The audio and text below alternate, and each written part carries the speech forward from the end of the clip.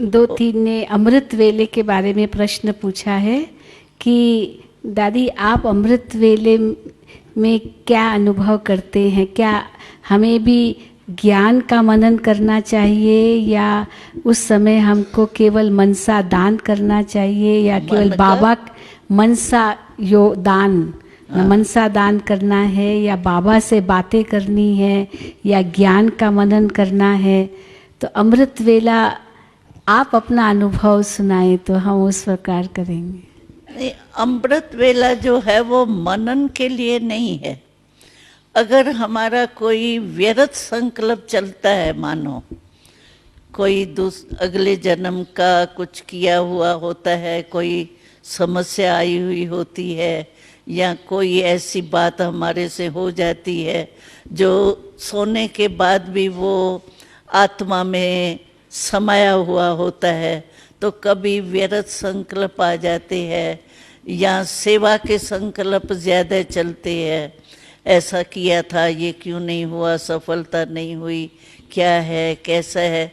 तो बाबा कहते हैं जिस टाइम जो करना है ना, उस समय वो ही काम करना चाहिए। समझो सेवा उस समय नहीं ज़रूरी है, या व्यर्थ संकल्प उस समय करेंगे तो सारा टाइम भी वेस्ट उसमें चला जाएगा।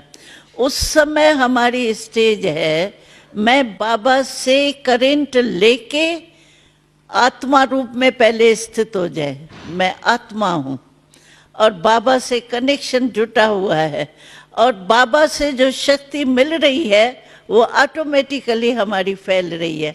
मैं दे रही हूँ नहीं दे रही हूँ ये संकल्प भी नहीं, नेचुरल है। लाइट हाउस जो होता है वो सोचता है कि मैं लाइट दे रहा हूँ, ऑटोमेटिकली लाइट हाउस है, वो लाइट उसकी फैलेंगी। तो बाबा से मैं शक्ति ले रही हूँ और शक्ति के वायुमंडल में शक्ति जा रही है। लेकिन उस समय बस आत्मा और बाबा से कनेक्शन, रिलेशन गहरा हो। बस दाता बन के बाबा दे रहा है, मैं भी दाता बन के फैला रही। बस ये स्टेज होनी चाहिए। बाकी अगर मानो कोई आपका व्यर्थ संकल्प चलता है, उसको मिटाने के लिए आप मनन जरूर करो, क्योंकि व्यर्थ संकल्प इतना फास्ट होता है जो ब्रेक नहीं आती है जल्दी। और संकल्प को मिटाने के लिए संकल्प ही चाहिए। व्यर्थ संकल्प को मिटाने के लिए आपको मनन शक्ति यानी शुद्ध संकल्प करके उसको मिटाना है। जैसे अंधकार होता है तो हम स्विच ऑन करते हैं ना, तो रोशनी हो जाती है।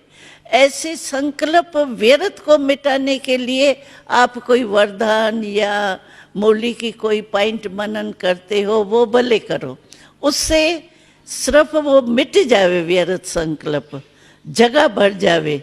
शुद्ध संकल्प की जगह बढ़ने से व्यर्थ संकल्प खत्म हो जावे।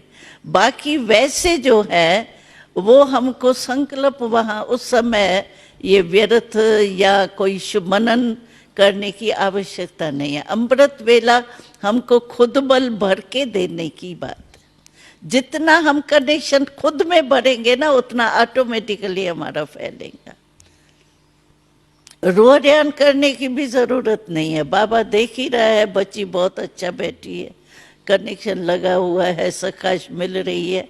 रोहड्यान करने की व्यर्थ संकल्प है या स्थिति टिकती नहीं है, उसके लिए ये दूसरा साधन है, रोहड्यान मनन। ये सेकंड स्टेज है। 4 स्टेज है ना। पहली स्टेज है बस आत्मा परमात्मा में लीन हो गई, माना लव में लीन हो गई, शक्तियां लेने में ही लीन हो गई, बिजी हो गई। लेकिन अगर वो नहीं स्टेज बनती है हमारी, तो सेकंड स्टेज है, फिर रोहड्यान है, मनन है, ये सब सेकंड थर्ड स्टेज है। फर्स्ट स्टेज वो है।